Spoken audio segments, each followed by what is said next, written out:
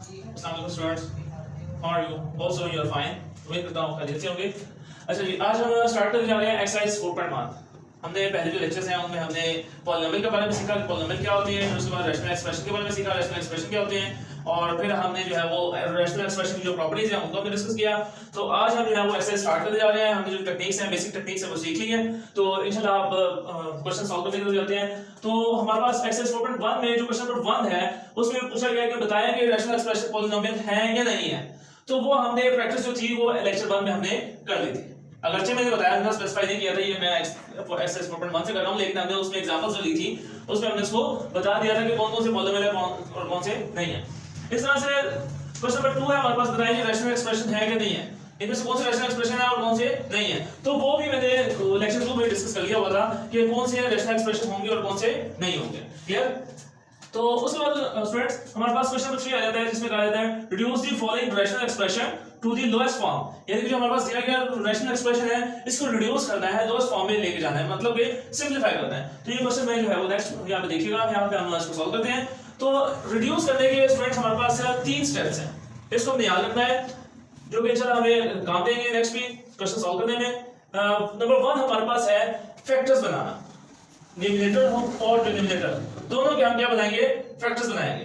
Factors बनाएंगे उसके बाद उसका एचसीएफ ले लेना, एचसीएफ ले लिया जाए, एचसीएफ लेने के बाद कटिंग की जाए या डायरेक्ट पहले ही कटिंग कर ली जाए। दोनों सूरतों में कटिंग जो है वो पॉसिबल है। जब कटिंग हो जाएगी तो बाकी जो टर्म बचेगी वो हमारे पास सिंपलीफाइड फॉर्म होगी। चलिए देखते हैं कि हम इसको कैसे सॉल्व करते हैं। तो 120 और 30 के हमने फैक्टर्स बनाने हैं। तो 120 के फैक्टर्स के लिए मैं एलसीएम ले लेता हूं, 260 230 250 and 3 5 and 5 1। इस तरह से 30 के अगर मैं फैक्टर लूं तो 30 के हमारे पास फैक्टर बनेंगे 250 3 5 and 5 1। तो यहां पर हमारे पास 120 के फैक्टर्स जो है वो 2 into 2 into 2 into 3 into 3 आ गए, और x स्क्वायर है तो x के हमारे पास फैक्टर है x into x।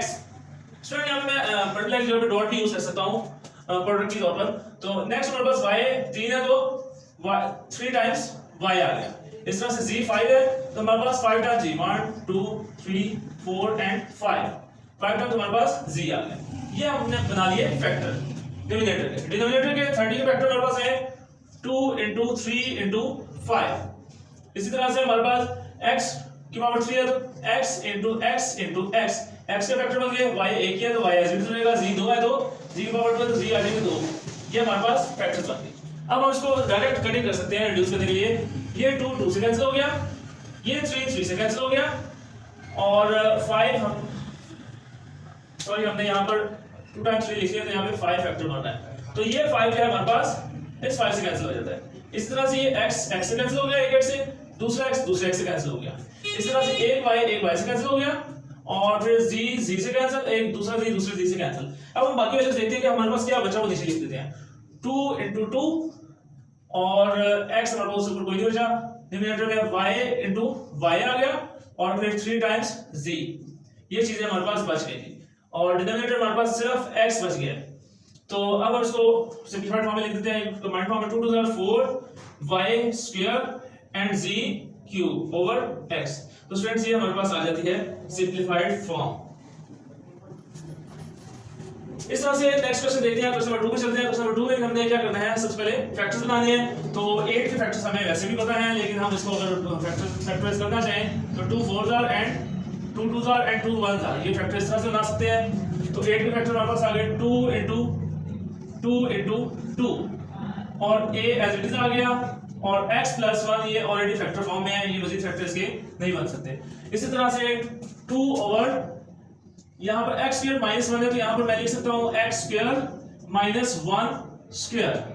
x square minus 1 square यहाँ पर फॉर्मूला अप्लाई होता है। फॉर्मूला कौन सा है, ये फॉर्मूला होता है हमारे पास a square minus b square equals to a plus b and a minus b। ये हमारे पास फॉर्मूला आता है, यहाँ पर अप्लाई होता है। तो ऊपर फैक्टर हम बना चुके हैं, 2 into 2 into 2 into a into x plus 1, और डिनोमिनेटर में हमारे पास फॉर्मूला बन जाता है 2 एज इट इज आ गया। तो ये जब दो टर्म स्क्वायर आ रहा हो और दरमियान में माइनस का साइन हो तो हम इसको दोनों के स्केयर को हटा के एक मरतबा प्लस करके और एक मरतबा माइनस करके लिख देते हैं। तो ये हमारे पास x + 1 एंड x - 1 ये फैक्टर बन गए इसके। क्लियर? जब हमारे पास ये फैक्टर बन गए तो अब कैंसिलेशन की तरफ आते हैं। ये 2 से कैंसिल हो गया और x + 1 x + 1 से कैंसिल हो गया। ये लेफ्ट साइड पे इक्वल साइन लगाना ना भूलिएगा। और अब हमारे पास जो है वो क्या चीज बच गई वो हम देख लेते हैं। 2 × 2 × a ये बच गया और डिनोमिनेटर में हमारे पास x - 1 बच गया। अब इसको हम कंबाइंड फॉर्म में लिख देते हैं 2 × 2 = 4 a/x - 1। ये स्टूडेंट ये हमारे पास आ जाती है सिंपलीफाइड फॉर्म। अब स्टूडेंट्स अगर आपको वीडियो समझ आई हो, क्वेश्चन समझ आए हो तो कमेंट में लाजमी बताइएगा। और अगर कोई प्रॉब्लम हो, कहीं पे कोई स्टेप समझ ना आ रहा हो या कोई चीज में प्रॉब्लम आ रही है तो आप कमेंट में लाजमी पूछिएगा। इंशाल्लाह आपको इसका आंसर जो है वो लाजमी दिया जाएगा। और मजीद वीडियोस के लिए आप सब्सक्राइब करें और लाइक करें और शेयर करें ताकि दूसरे भी इससे फायदा उठा सकें। Thank you very much. अल्लाह हाफिज़।